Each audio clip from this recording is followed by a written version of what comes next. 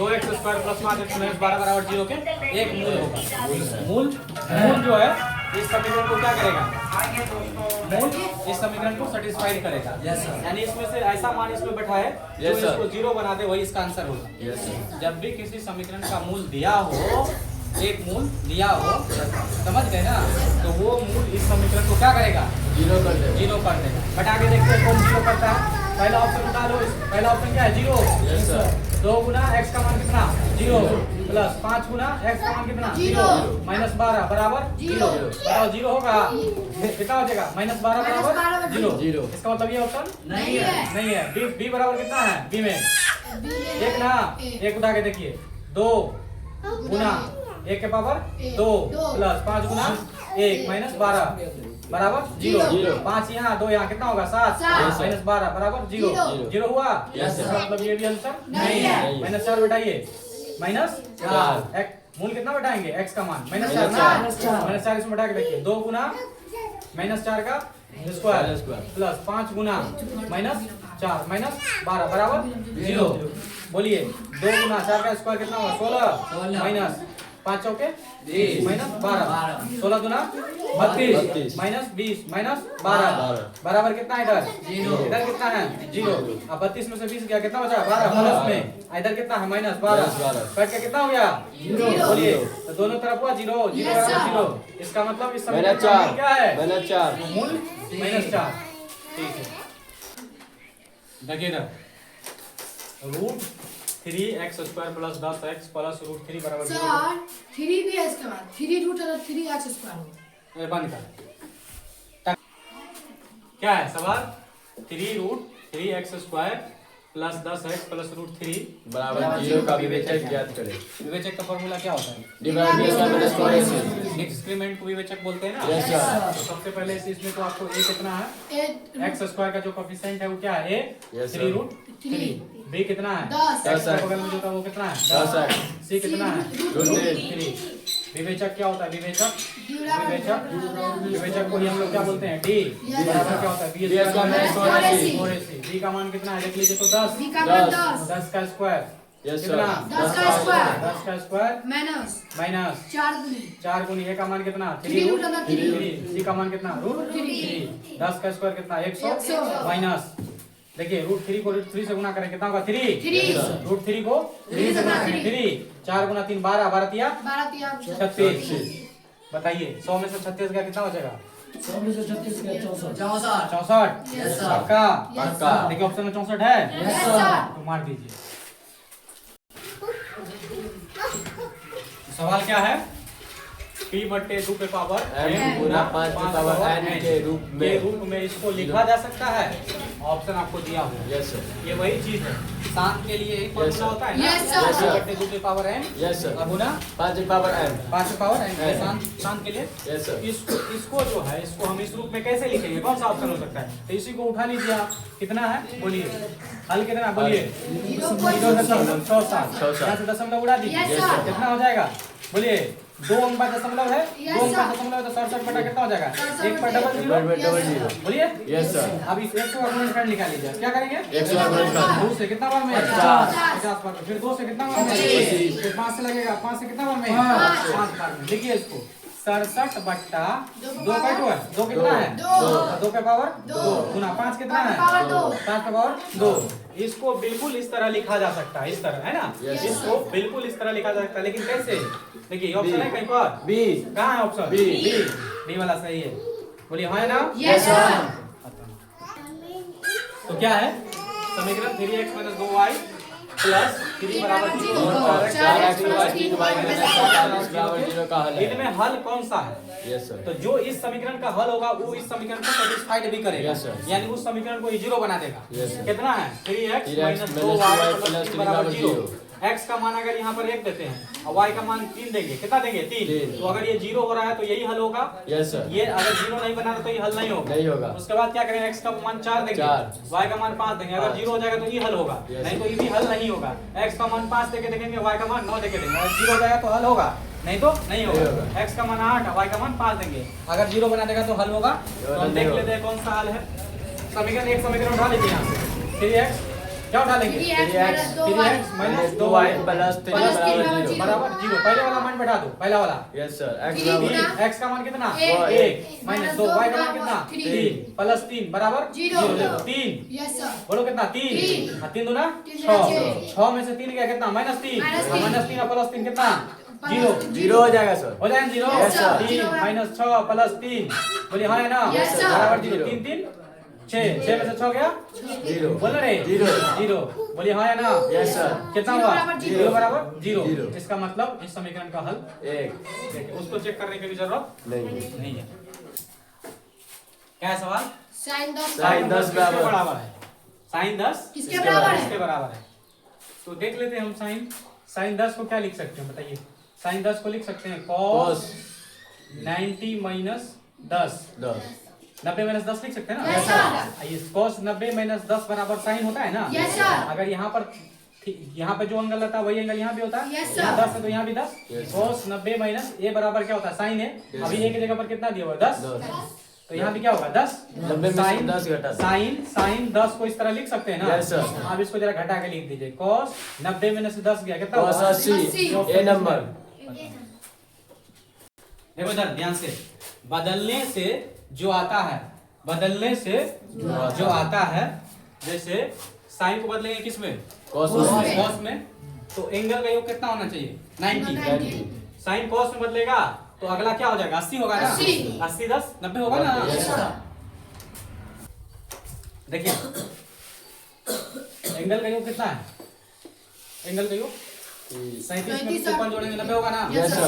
और दोनों साइन है यस सर अगर आपको पूछ दे कि साइन स्क्वायर 37 डिग्री और जोड़ साइन स्क्वायर 53 डिग्री 53 तो देखेंगे कि दोनों साइने हैं और दोनों एंगल का योग कितना है 90 फौरन क्या मार देना है 0 जीरो नहीं मार देना है क्या मार देना है ए हाँ साइन 90 का बदलने से जो आता है उसमें जीरो मारना है यहाँ देखिए Yes. साइन स्क्वायर 48 है Yes, और sir. साइन को बदलते हैं तो cos आता है ना Yes, sir. साइन को बदलते हैं तो Cos. दोनों का योग देखो कितना होता है 90. 48 42 इसमें क्या होगा इसमें जीरो zero होगा. इसमें क्या होगा Zero. जीरो फिर से सुन लो साइन साइन Yes. दोनों सेम रहे यस सर प्लस इधर भी साइन रहे इधर भी साइन रहे इधर भी cos रहे इधर भी cos रहे इधर भी sec रहे इधर भी sec रहे इधर भी cosec रहे इधर भी cosec इधर भी tan रहे इधर भी tan रहे यस है सर ना Yes, sir. अगर जोड़ में है यस सर किसमें जोड़ में। एंगल का योग अगर 90 हो रहा है तो उसका मान कितना होगा ए। अगर जो बदलने से आता है जैसे साइन को cos साइन बदल साइन साइन को 90 cos में में साइन 90 में से Cos cos होता है है। tan 90 में से sec cot होता है Yes, sir. sec 90 में से क्या होता है तो कोसेक है cos क्या होता है Yes, ना sir. तो साइन अगर cos में बदलता है Yes, sir. और ये दोनों एंगल का योग कितना हो जाता है 90 तो उसका मान कितना होता है Zero. ये कैसे होता है वो भी देख लीजिए ध्यान से देखिए साइन स्क्वायर 37 डिग्री और जोड़ इसको क्या लिख सकते हैं बोलिए तो sine Sin square 90 90 degree minus minus 90 में से कितना घटाएंगे 53 बचेगा बोलिए 37 घटाएंगे ना Yes, sir.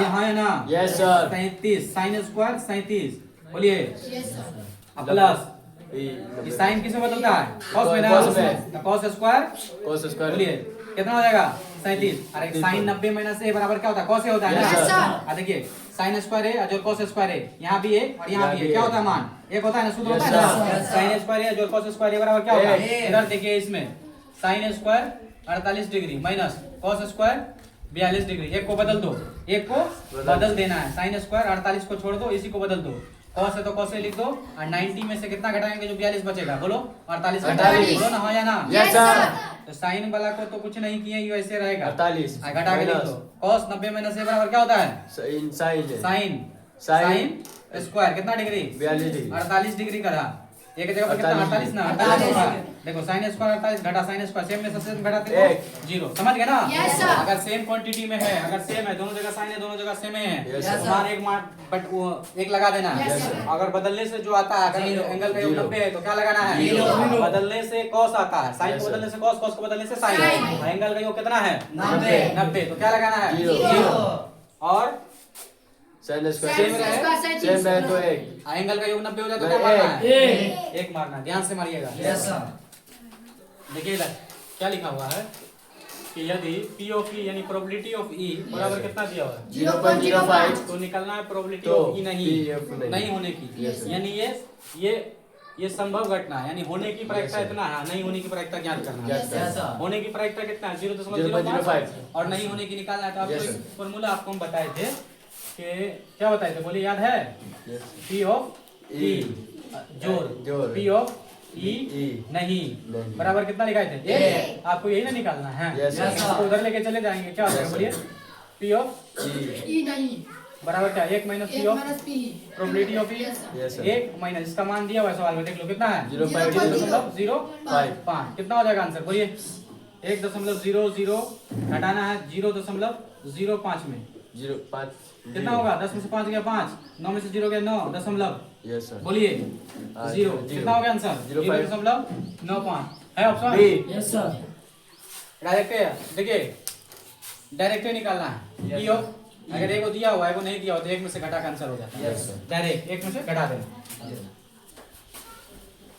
10 बदलने से क्या आता है? कोट। Cot. कोट बदलने से क्या होता है?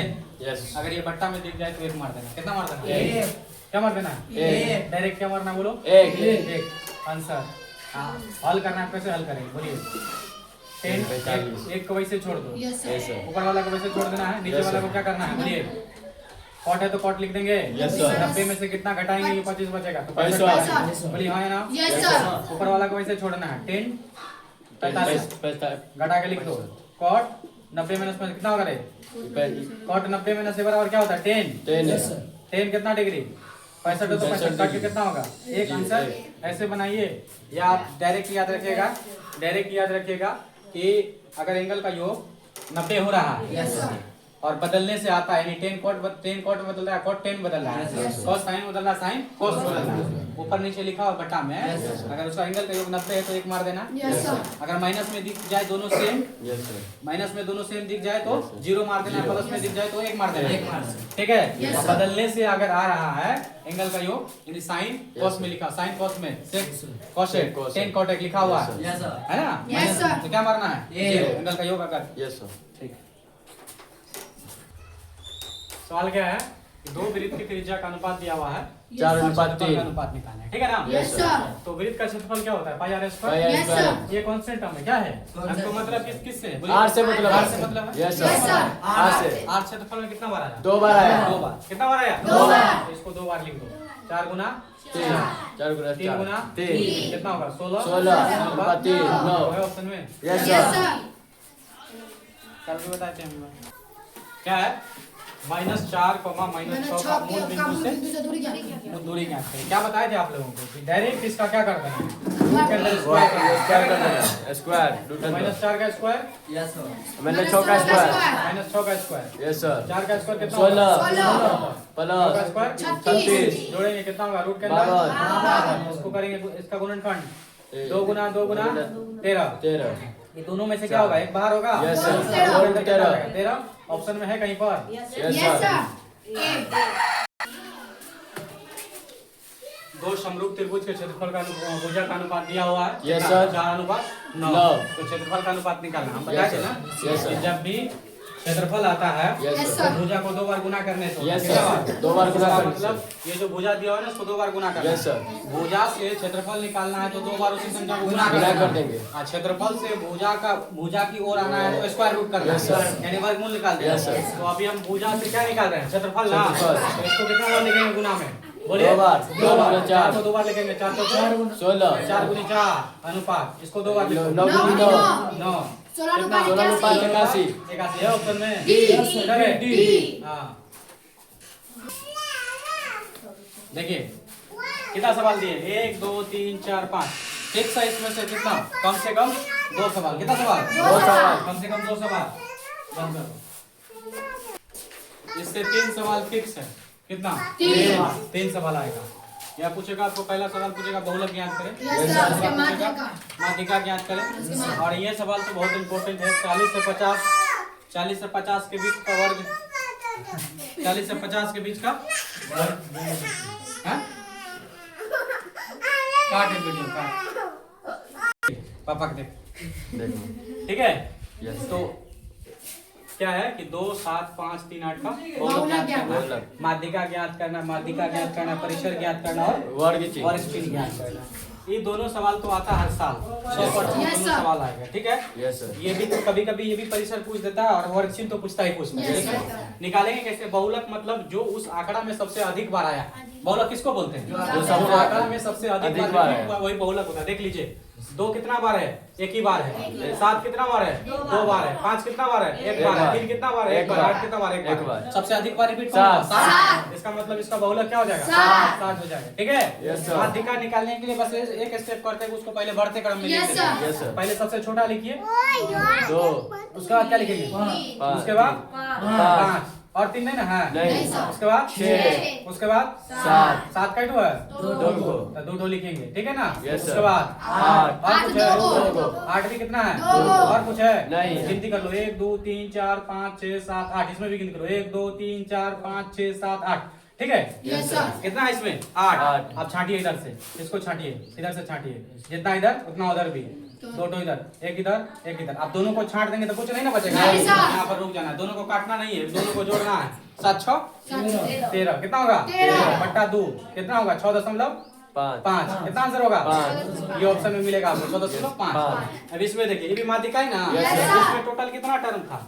उसमें टोटल 8 8 टर्म था। Yes, sir. यानी वो सम संख्या वाला। Yes. अब ये देखो विषम संख्या इसमें वाला। 5 बट्टे क्रम में लिखो 2, 2 उसके बाद क्या लिखेंगे? 5, उसके बाद 6 उसके बाद 7 उसके बाद 7 इसमें देखिए छांटिए, 6 बच गया ना बीच में एक तो? Yes, sir. सिंगल बच गया, वही आंसर है। 6 क्या हो गया? 6 जिसमें 2 बचता है वो में दोनों जोड़ के दूसरे भाग देते Yes, हैं, sir. और जिसमें सिंगल बच जाए वही आंसर वही होगा। आंसर है। अब परिसर ज्ञात कीजिए। परिसर मतलब होता है सबसे बड़ा नंबर में से सबसे छोटा नंबर को घटा देते हैं। Yes, sir. तो इस आंकड़ा में देखो सबसे बड़ा कौन है? 8। सबसे छोटा कौन है? 2। तो 8 में से 2 घटा देंगे, कितना होगा? 6 आंसर। आंसर। वर्ग चिन्ह देखिए, वर्ग चिन्ह मतलब दोनों को जोड़ के दूसरे भाग देंगे। माध्यिका में है Yes, ना? sir. माध्य में आप लोग पढ़े Yes, होंगे ना? sir. दोनों को जोड़िए, 90 40 निम्न सीमा जो रुच सीमा बटे 2 होता है। परिसर बराबर सूत्र ये वर्ग चिन्ह बराबर क्या होता है? निम्न सीमा जो रुच सीमा बटे 2। तो 40 और 50 बट्टा में कितना? 2 जोड़ेंगे कितना होगा? 90 बट्टा में कितना? 2 कट के कितना होगा? 45। ऑप्शन में मिलेगा आपको 45। समझिए कि नहीं समझे? बहुलक में जो सबसे अधिक बार आया है माध्यिका में छांट देते हैं। अगर 2 को बच गया तो दोनों को जोड़ से 2 से भाग देते हैं। अगर सिंगल बचा तो वही वही आंसर आंसर होता है। परिसर में सबसे सबसे बड़ा बड़ा सबसे सबसे छोटा छोटा घटा देंगे और वर्ग चिन्ह में दोनों को जोड़ के दो से भाग देते हैं। क्या है? 13 और 17 का समांतर माध्य ज्ञात ऑप्शन करें। दिया हुआ है, एक में 10, बी में दिया हुआ कितना? 13 15, 15 17 सी में दिया हुआ है 17, डी में इनमें से कोई नहीं, इनमें से कोई नहीं। कोई नहीं, ठीक है ना। Yes sir. समांतर माध्य का सूत्र क्या होता है? 2 ही पद उसमें दिया रहेगा, यस सर। तो दोनों को जोड़ के 2 से भाग दे देते हैं। समांतर माध्य का फॉर्मूला होता है, समांतर माध्य का फॉर्मूला माध्य बराबर होता है a प्लस बी बटे 2। a बराबर कितना दिया बोलिए तो 13, b बराबर कितना? 17 बट्टा में कितना? 2 कितना होगा? 30 बट्टा में 2 बट्टा कितना होगा? 15 आंसर। ऑप्शन है B।